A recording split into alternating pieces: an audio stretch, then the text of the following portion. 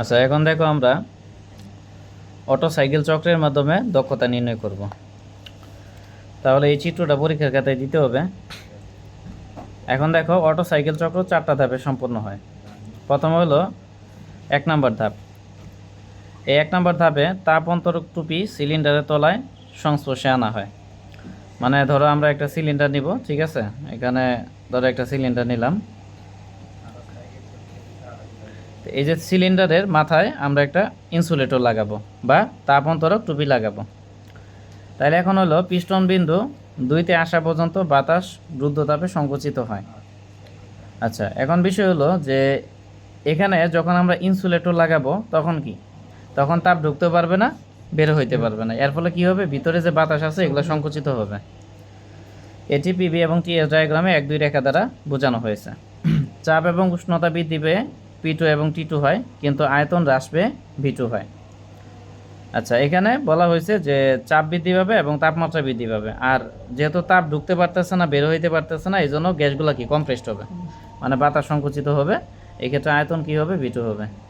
রুদ্ধতাপ সংকোচনের সময় কাজ সম্পাদন হয়।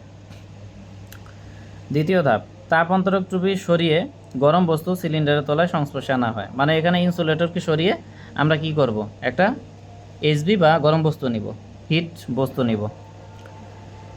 সমায়তন প্রক্রিয়ায় বাতাস তাপ গ্রহণ করে, যেহেতু এখানে গরম বস্তু নিব তাহলে কি বাতাসটা তাপ গ্রহণ করবে। এই প্রক্রিয়া পিবি এবং টিএস ডায়াগ্রামে 2-3 দ্বারা দেখানো হয়েছে। এই ধাপে উষ্ণতা বৃদ্ধি পেয়ে টি3 হবে। যেহেতু এখানে গরম বস্তু আনবো তার মানে কি উষ্ণতা বৃদ্ধি পাবে বা তাপমাত্রা কি বৃদ্ধি পাবে, এক্ষেত্রে তাপমাত্রা হবে টি3। তাহলে বাতাস কর্তৃক গৃহীত তাপ, এখানে কি বাতাস অবশ্যই তাপ গ্রহণ করতেছে, তাহলে বাতাস কর্তৃক গৃহীত তাপ Q1 = mcv T3 - T2। যেহেতু আমরা সমায়তন প্রক্রিয়ায় কাজ করতেছি এই জন্য এখানে সিবি নিচ্ছি। আর Q = কি ms∆T। এই হলো বিষয়। মানে আগে যে আমরা প্রমাণটা করলাম অনেকটা ওইটার মতোই, ঠিক আছে? এবং প্রমাণটা ওইটার মতোই দেখাই দিব। তারপরে দেখো তৃতীয় ধাপ, 3-4 ধাপ।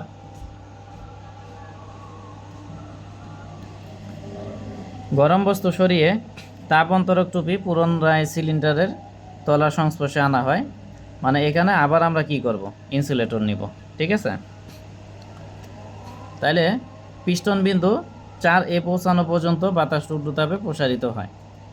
তাহলে এখানে যেহেতু আমরা এখানে ইনসুলেটর নিছি বা অন্তরক নিছি, তাহলে এই ক্ষেত্রে কী হবে, প্রথমে যেহেতু সংকুচিত হয়েছে তাহলে এখন কি এখানে প্রসারিত হবে।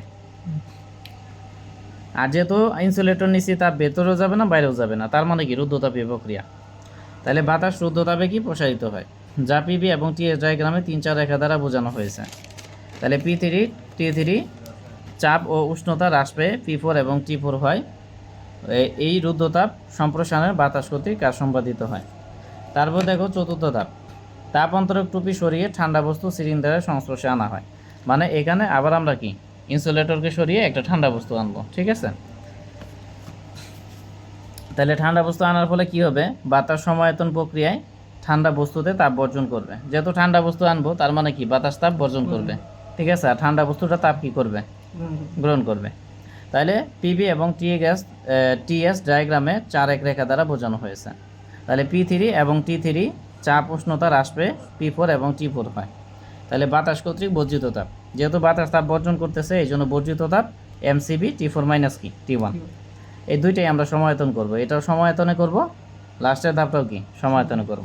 তো মূল কথা হলো এখানে স্টেপগুলো তোমাদের মুখস্থ রাখতে হবে। প্রথমে কি রুদ্ধতাপীয় প্রক্রিয়ায় বাতাস কি সংকোচন, তারপরে সমায়তনে কি হিট অ্যাডিশন। এইভাবে মানে ধাপ করে মুখস্থ করে নিবা, তাহলে এইগুলো মনে রাখতে সহজ হবে। তারপরে 3 নম্বরটা কি, 3 নম্বরটা হলো রুদ্ধতাপীয় বাতাসের কি বাতাসের প্রসারণ। তার মানে অ্যাডিয়াবেটিক এক্সপ্রেশন। অ্যাডিয়াবেটিক মানে কি রুদ্ধতাপ, আর এক্সপ্রেশন মানে কি প্রসারণ। আর তারপরে যে ধাপটা আছে এটা কি স্থির আয়তনে বা ফিক্সড ভলিউমে, ঠিক আছে? সমায়তন মানে স্থির আয়তন বা ফিক্সড ভলিউমে। সমায়তন মানে কি আয়তনের কোনো কম বেশি হচ্ছে না, তার মানে স্থির আয়তন, ঠিক আছে? এটা তাহলে দেখো স্থির আয়তন বা সমায়তনে কি হবে, এখানে তাপ বর্জন হবে। তাহলে স্থির আয়তনে হিট রিজেকশন। হ্যাঁ, তাহলে এইভাবে 4টা স্টেপ করবা, 4টা স্টেপ করলে কি তোমার মনে রাখতে সহজ হবে। স্টেপ তৈরি করে নিবা নিজে নিজে, তাহলে মনে রাখতে সহজ হবে। এখন আমরা মেইন ক্যালকুলেশনে চলে যাই। তাহলে আমরা জানি যে বায়ু দক্ষতা ইকুয়াল টু, তাহলে কি ইনপুট তাপ মাইনাস আউটপুট তাপ ডিভাইডেড বাই কি ইনপুট তাপ। তাহলে ইনপুটটাকে 1 ধরছি আর আউটপুটটাকে কি 2 ধরছি। তাহলে সূত্র আগের মতোই হলো, আগে শুধু ইনপুট আউটপুট দিছি, এখানে 1 2 দিছি, কথা একটাই। তুমি যেভাবেই লেখো সেভাবেই হবে, এটা ম্যাটার না। তুমি যদি এই অঙ্কের ক্ষেত্রে এখানে ইনপুট আউটপুট লেখো তাও হবে আগের মতো, কোনো সমস্যা নেই। এখন Q1কে Q1 দ্বারা ভাগ দিলে 1, মাইনাস দিলাম। Q2কে Q1 দ্বারা ভাগ করলাম, এখন 1 দিলাম, মাইনাস দিলাম। তাহলে Q2-র মান আমরা কি পাইছি MCB T4 মাইনাস T1, আর Q1-এর মান পাইছি MCB T4 T3 মাইনাস কি T2, এটা নিলাম। তাহলে 1 1 দিলাম, মাইনাস মাইনাস দিলাম, কাটা দিলাম, CB কাটা, তাহলে T4 মাইনাস T1 নিলাম, T3 মাইনাস T2 নিলাম, এটাকে 1 নাম্বার দিলাম। তাহলে বুঝাইতে পারি। আচ্ছা এখন দেখো আমরা প্রথমত লিখবো এখানে 1 2 রুদ্ধতাপ সংকোচনের জন্য।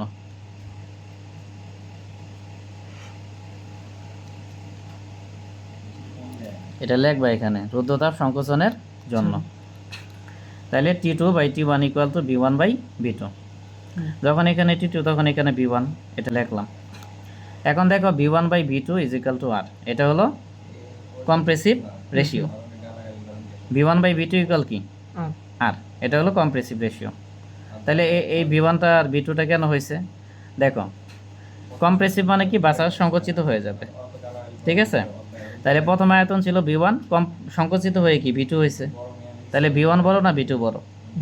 B1 বড়, এই জন্য B1কে উপরে নিছি আর B2কে নিচে নিছি। আর আমরা এই ফরম্যাটে এই সূত্রটা এখানে লিখছি, B1 B2 নিছি, তাহলে এখানে কি T2 T1 হবে, বুঝাইতে পারছি।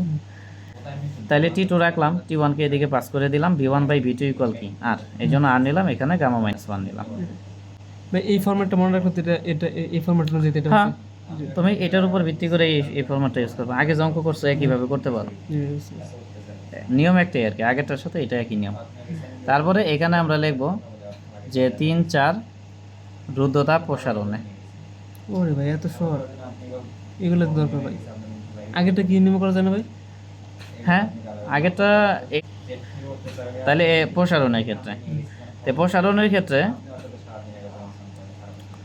আয়তন কি হয়েছে V3 থেকে V4 হয়েছে প্রসারিত হয়ে। তাহলে সব থেকে বেশি কি V4 আর সব থেকে কম কি V3, এই জন্য বড়টা উপরে নিচে ছোটটা নিচে নিচে। তাহলে V4 V3 যখন এখানে V4 তখন এখানে T3, আর যখন এখানে V3 তখন কি T4 আর গামা মাইনাস 1। তাহলে T3 রাখলাম, T4 নিচে আছে উপরে পাঠাই দিলাম, আর V4 বাই V3 ইকুয়াল কি আর নিলাম, পাওয়ার গামা মাইনাস 1 নিলাম, বুঝাইতে পারছি। এখন এই T3 এবং T3 এর মান আমরা এই 1 নম্বরে বসাই দিব, ঠিক আছে। তাহলে 1 নম্বরে কি আসছিল A80 equal to 1 minus T4 minus T1, এটা রাখলাম। আর তারপরে এখানে কি ছিল T3, তাহলে T3 মান যেটা পাইছি বসাই দিব, মাইনাস হলো T2 যে মান পাইছি এটাও বসাই দিব। 1 1 নিলাম, মাইনাস মাইনাস নিলাম, T4 মাইনাস T1 নিলাম। তারপর দেখো এখানে গামা মাইনাস 1 আর পাওয়ার গামা মাইনাস 1, এখানে আর পাওয়ার গামা মাইনাস 1, এটা কমন নিলাম। কমন নিলে এখানে থাকবে T4, এখানে মাইনাস কি T1। তাহলে উপরে T4 T1, নিচে T4 T1 কাটা দিলাম, কাটা দিলে কি থাকে এখানে 1, এখানে মাইনাস, নিচে কি আর পাওয়ার গামা মাইনাস 1, আর উপরে কিছু থাকে না, এই জন্য কি 1।